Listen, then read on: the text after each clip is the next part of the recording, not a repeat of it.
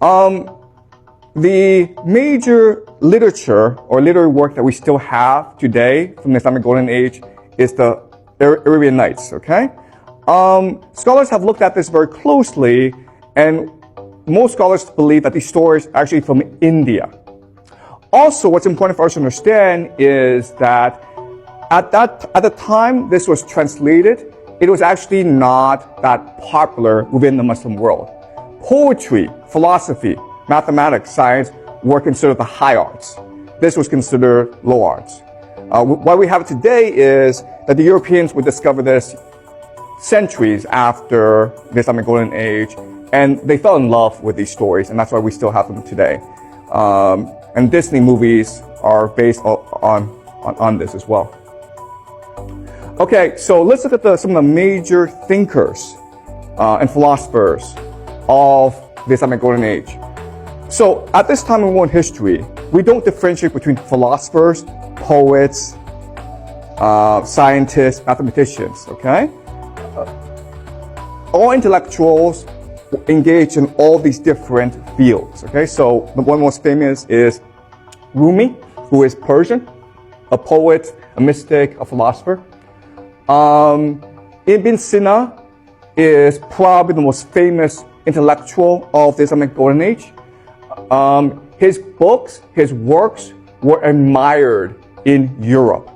Okay, so the Islamic philosophy was being exported to Europe, where it would have a major influence on many of Europe's major thinkers. You may have heard a man named Leonardo Fibonacci.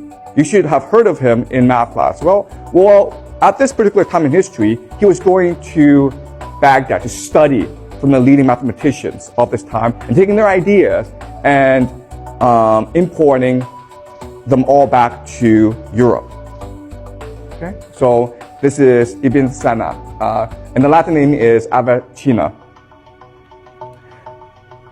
Ibn Rushd, Averroes, is also a major intellectual at this time.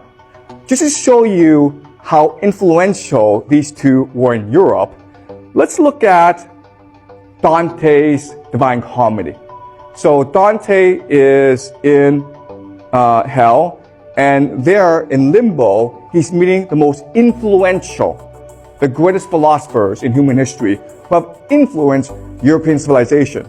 Obviously, he's going to name Socrates and Plato, okay? But guess what? He also names Averroes and Avicenna, okay?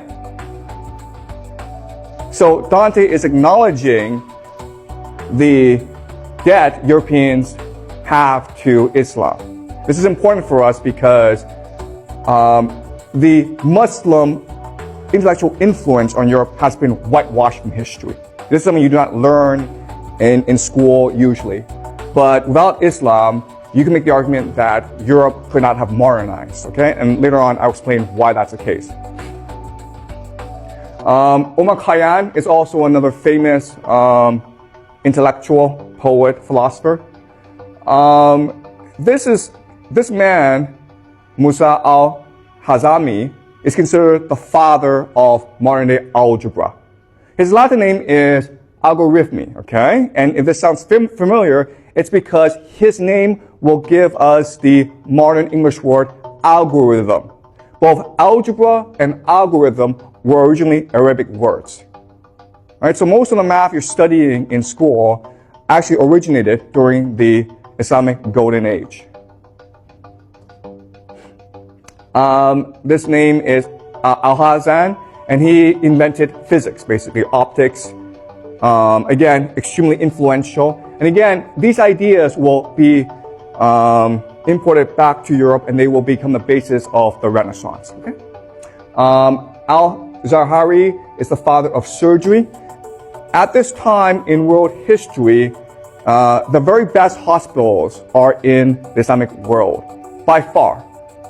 This is the first 24-hour hospital in Baghdad. What's also amazing about these hospitals is that if you are poor and cannot pay, you could receive medical treatment for free. That was just part of the faith. All poor were treated with great charity and kindness during the Islamic Golden Age. This is Al-Qarawiyyin. Again, guys, I don't speak Arabic. I'm probably butchering the name. But it was founded in 859 in Fez, Morocco. This is important because this is actually the first degree-granting university in the whole world. It's still there, guys. Okay? This is the oldest university in the world. What's also amazing is it was founded by a woman who inherited a fortune from her father, and she spent all her money on building this university.